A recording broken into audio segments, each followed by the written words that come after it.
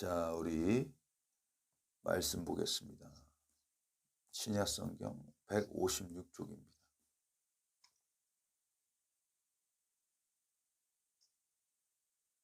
(156쪽) 요한복음 7장 10절부터 24절 말씀까지입니다.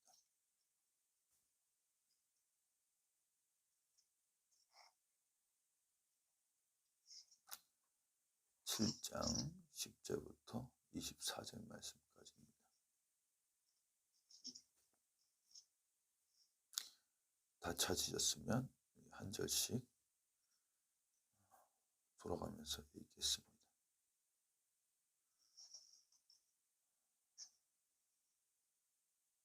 그 형제들이 명절에 올라간 후에 자기도 올라가시되 나타내지 않고 은밀히 가시니라.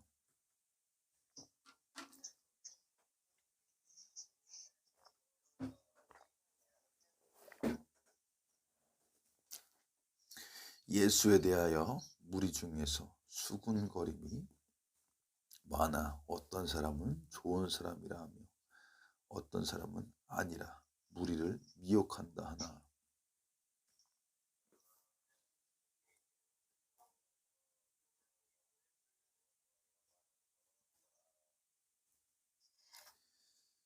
이미 명절의 중간이 되어 예수께서 성전에 올라가사 가르치시니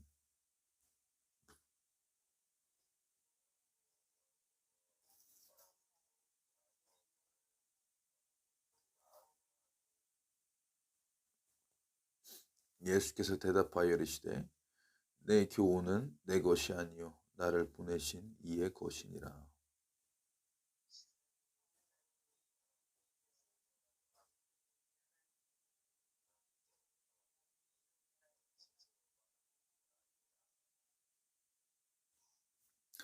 스스로 말하는 자는 자기 영광만 구하되 보내신 이의 영광을 구하는 자는 참되니 그 속에 불의가 없느니라.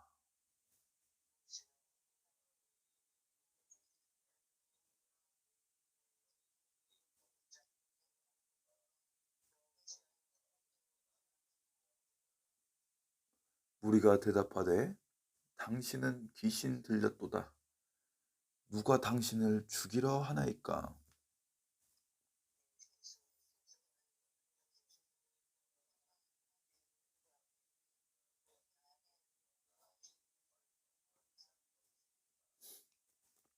모세가 너희에게 할례를 행하였으니 그러나 할례는 모세에게서 난 것이 아니요 조상들에게서 난 것이라.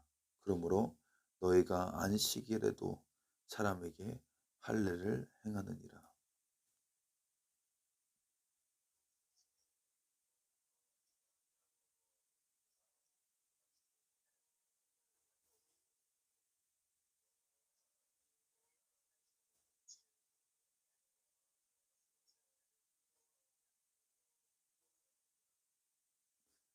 외모로 판단하지 말고 공의롭게 판단하라 하시니라. 아멘.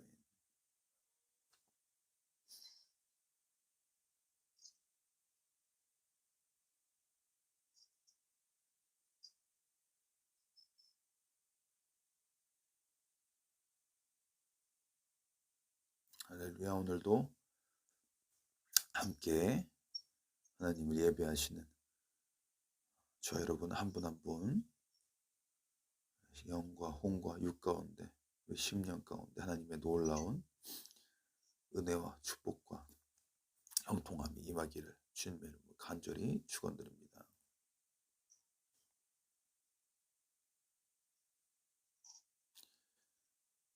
우리 말씀 한번 읽어보겠습니다. 17절 말씀입니다. 17절 말씀. 아니다.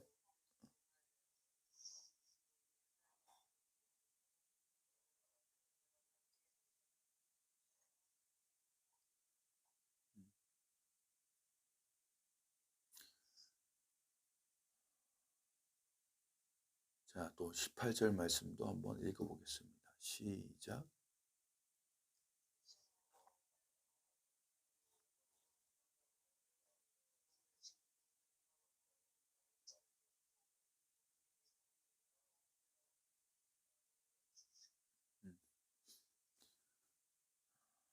자, 오늘 이제 우리가 기억해야 되는 말씀은,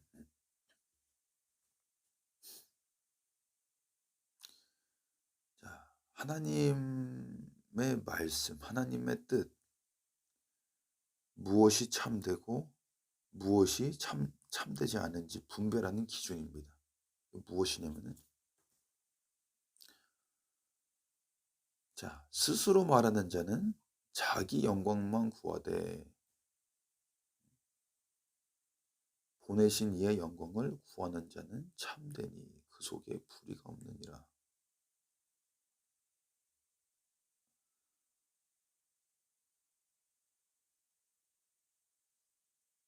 우리가 이 말씀을 기준으로 삼아야 되는 것입니다. 무슨 기준으로 삼아야 되느냐? 우리 신앙의 척도, 내가 진짜인지 가짜인지, 사도 바울이 그러거든요. 너희의 신앙이, 너희 믿음이 진짜인지 가짜인지 한번 시험해보라. 그 시험해보는 그 기준이 무엇이냐? 오늘 17절, 18절 말씀입니다. 사람이 참 재밌어요. 다른 사람은 속여도 자신은 속일 수 없어요. 하나님도 속일 수 없어요. 사람이 하나님의 뜻을 행하려거든 그 뜻이, 그 말씀이, 그 순종하는 것이 하나님께로 왔는지 스스로 자의적으로 하는지 알 수 있다 이 말입니다. 무엇으로 알 수 있느냐? 18절에 보면 스스로 말하는 자는 자기 영광만 구하되 보내신 이의 영광을 구하는 자는 참되니 그 속에 불의가 없느니라.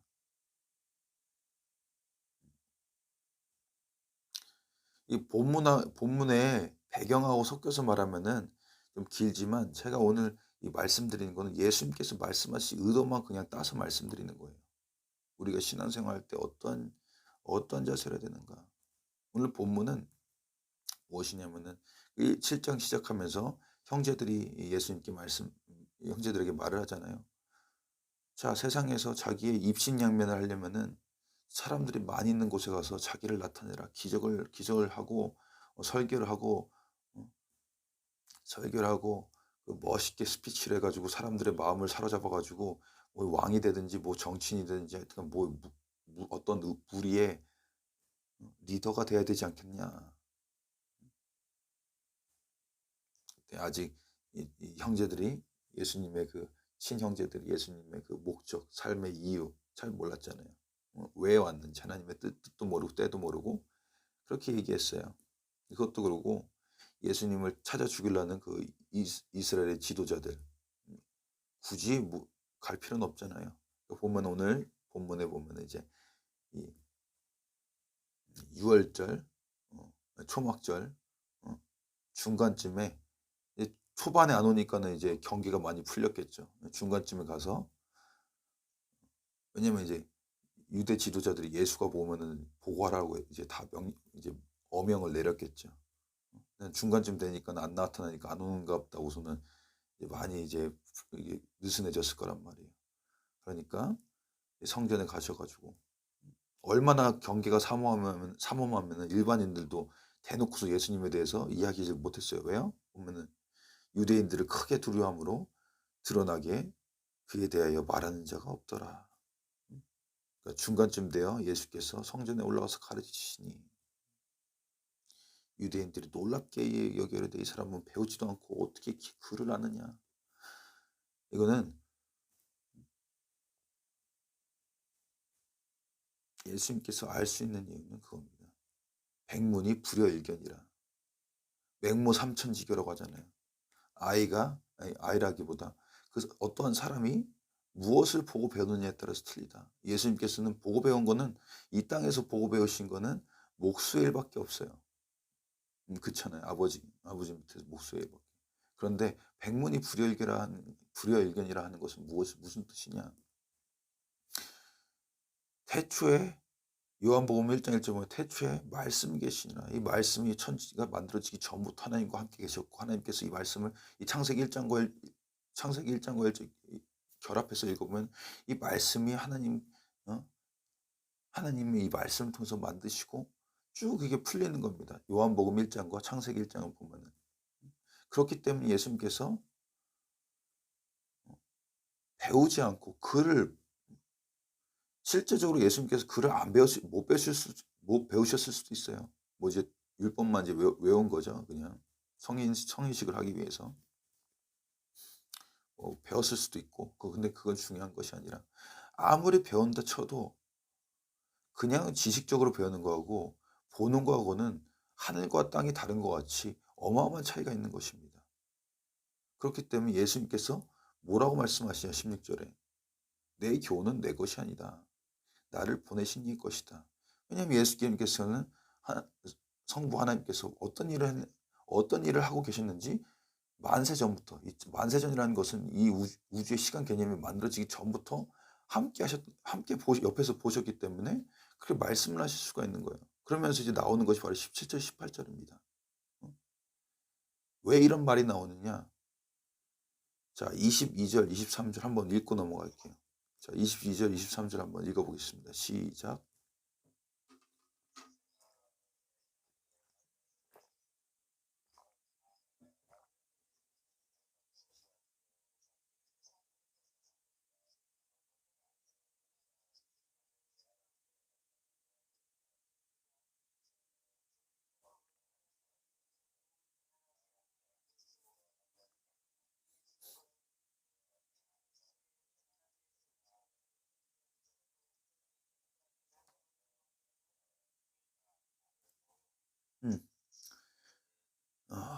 자, 이 17절, 18절 말씀이 나온 이유는 왜 나왔느냐? 바로 그 이유가 22절, 23절에 있습니다. 뭐예요? 자, 모세의 할례를 안식일 날 행하는 것은 왜 그럴까요?